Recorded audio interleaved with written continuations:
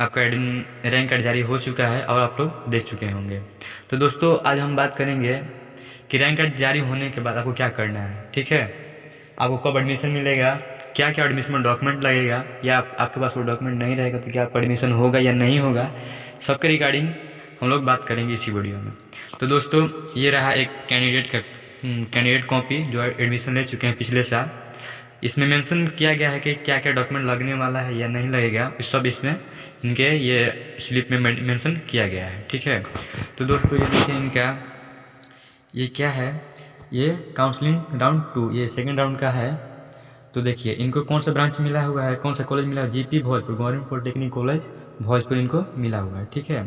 इनका रैंक कितना था, तो 4616, युवा रैंक इनका 4616 था, और बीसी रैंक यानी कि ओबीसी रैंक कौन कितना था, 2257, ठीक है दोस्तों।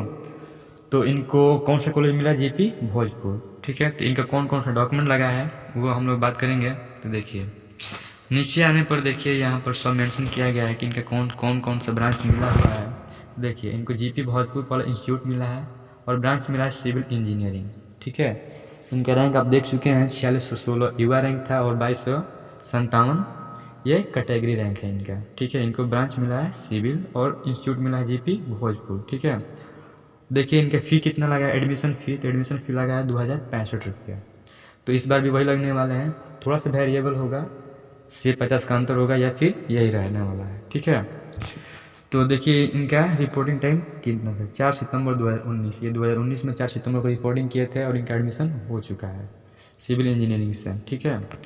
तो आगे देखते हैं। देखिए आगे बढ़ने पर हम लोग यहाँ पर लिस्ट ऑफ डॉक्यूमेंट, क्या क्या डॉक्यूमेंट लगा हुआ है सब इसमें मेंशन किया गया। देखिए लिस्ट ऑफ डॉक्यूमेंट, ठीक है। वहाँ पर आप जाएंगे, ये सब डॉक्यूमेंट लेकर जाएंगे तो वहाँ पर वेरीफाई किया जाता है, कंप्यूटर के द्वारा आपके डॉक्यूमेंट को वेरीफाई किया जाता है। उसमें बहुत सारे कैंडिडेट ऐसे भी होते हैं जो गवर्नमेंट इशू नहीं रहता है, जैसे मैं इनकम सर्टिफिकेट या कास्ट सर्टिफिकेट, वो अपने थ्रू बनवा कर लेकर जाते हैं और वहाँ पर वेरीफाइड नहीं होता है, तो वहाँ बहुत उनको डांट पड़ती है। तो आप लोग को ऐसा करना नहीं है, ठीक है। आप पहले ही डॉक्यूमेंट बनवा लीजिए, मैं बता दे रहा हूँ क्या क्या डॉक्यूमेंट चाहिए, ठीक है। तो देखिए सबसे पहले आपको चाहिए part A and part B of online application form.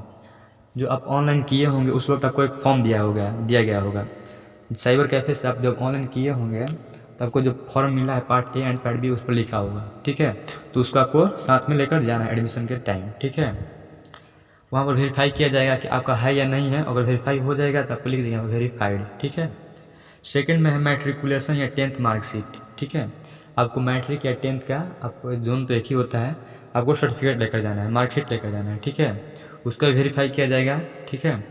उसके बाद पासिंग सर्टिफिकेट लेकर जाना है, आपके पास है तो लेकर जाइए और नहीं है तो छोड़ दीजिए, ठीक है। ये कंपलसरी नहीं होता है, क्योंकि कुछ कैंडिडेट अभी 10th पास ही हुए रहते हैं और उनको केवल मार्कशीट ही मिला रहता है, पासिंग सर्टिफिकेट नहीं मिलता है, क्योंकि 10 क्लास का पासिंग सर्टिफिकेट बिहार बोर्ड वालों को 3 साल बाद मिलता है, ठीक है।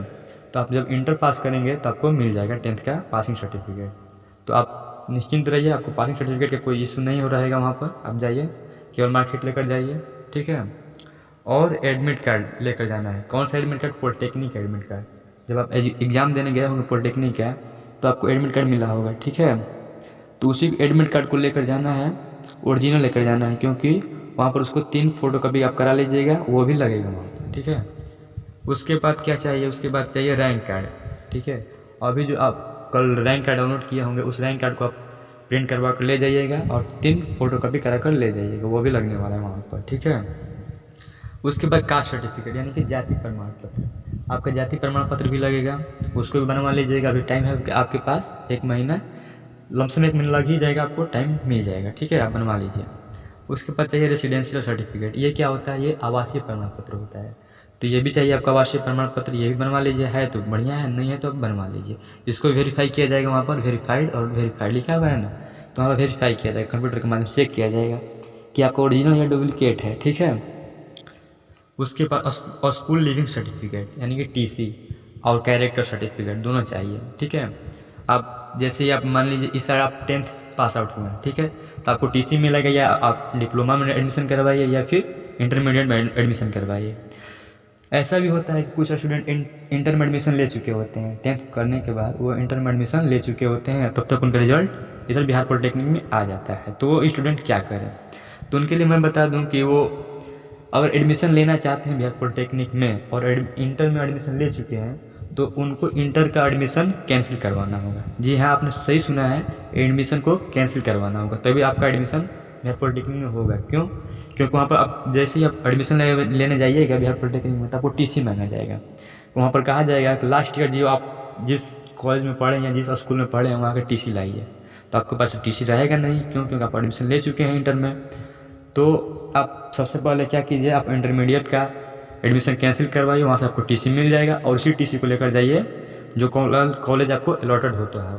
ठीक है, तो अभी आप मत निकलवाइए। क्यों? क्योंकि अभी आपका ये नहीं पता चला है कि कौन सा कॉलेज मिलेगा। जब आपका कॉलेज मिल जाएगा तब तो आप एडमिशन कैंसिल करवाइएगा। ठीक है, उसके बाद क्या चाहिए, minimum qualification marks eligibility criteria. ठीक है, आपका जैसे आप मार्कशीट वहाँ पर दिखाएंगे तो आपको वहाँ पर एलिजिबिलिटी आपका चेक किया जाएगा कि आपका उतना मार्क्स है या नहीं है। ठीक है, उसके बाद क्या चाहिए, income less than 8 lakh certificate, आपको इनकम सर्टिफिकेट चाहिए। ठीक है, अगर आप नहीं ले जाते हैं तो आपको कुछ वहाँ पर प्रॉब्लम क्रिएट हो सकता है। और लास्ट में क्या चाहिए, लास्ट में आपको चाहिए अलॉटमेंट लेटर। ठीक है, आप जैसे काउंसलिंग का प्रक्रिया पूरा हो जाएगा तो 10 दिन के बाद अलॉटमेंट लेटर निकलता है कि आपको कौन सा कॉलेज मिला है, कौन सा ब्रांच मिला है, किस दिन जाना है।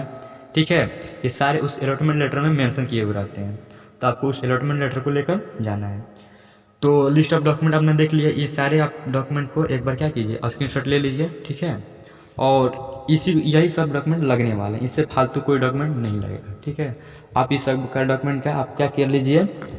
और हाँ, वहाँ पर आपको एडमिट कार्ड भी मांगा जाता है। कौन सा एडमिट कार्ड, आप 10th का एडमिट कार्ड और 12th का एडमिट कार्ड। ठीक है, जब आप 10th और 12th का परीक्षा देने गए होंगे तो वहाँ पर एडमिट कार्ड आपको पहले ही मिल जाता है, तो उस एडमिट कार्ड को भी लेकर जाना है। इसमें मेंशन नहीं है, फिर भी आपको लेकर जाना है। क्यों? क्योंकि वो भी लगता है, मैंने देखा है, उसको भी मांगा जाता है। ठीक है, तो आप 10th और 12th दोनों का, अगर 12th कर चुके हैं तो आपको 12th का चाहिए, 12th नहीं किए हैं तो आपको 10th का चाहिए। ठीक है, तो सभी डॉक्यूमेंट का आप 3-3 फोटो कॉपी करा लीजिएगा और लेकर आप एडमिशन के वक्त जाइएगा, आपका एडमिशन हो जाएगा। ठीक है, ठीक है दोस्तों, तो आपने समझ लिया क्या क्या होगा। अब कुछ भी आपको प्रॉब्लम क्रिएट होगा तो आप कमेंट सेक्शन में कमेंट कीजिएगा, उसका मैं सॉल्यूशन देने की कोशिश करूँगा। ठीक है, और वहाँ पर जब आप एडमिशन लेने जाइएगा, जैसे मान लीजिए आपको फर्स्ट कॉलेज आपको जो अलॉट हुआ है बोर्ड के तरफ से, तो आपको वो चॉइस नहीं है, आप लेना नहीं चाहते हैं, तो आप दूसरा कॉलेज लेना चाहते हैं, तो वहाँ पर क्या होता है, अपग्रेड का ऑप्शन रहता है। ठीक है, अब आपसे पूछा जाएगा कि आप अपग्रेड करवाना चाहते हैं या एडमिशन लेना चाहते हैं। ठीक है, तो अगर आपको दूसरा कॉलेज चाहिए तो वहाँ पर आप बोलिएगा कि नहीं, मुझे एडमिशन नहीं लेना है, मुझे अपग्रेड करवाना है। क्यों? क्योंकि जब आप अपग्रेड करवाइएगा तो आपको सेकेंड राउंड में दूसरा कॉलेज मिल सकता है। अगर नहीं मिलेगा तो आपको फिर से जो कॉलेज आपको मिला है फर्स्ट राउंड में, वही कॉलेज आपको फिर से अलॉट कर दिया जाएगा। ठीक है, अगर अपग्रेड के बारे में और सारा इन्फॉर्मेशन चाहते हैं तो आप मैं सेकंड वीडियो में बना दूंगा, कमेंट सेक्शन में कमेंट कीजिएगा। तब तक के लिए इतना ही, जय हिंद।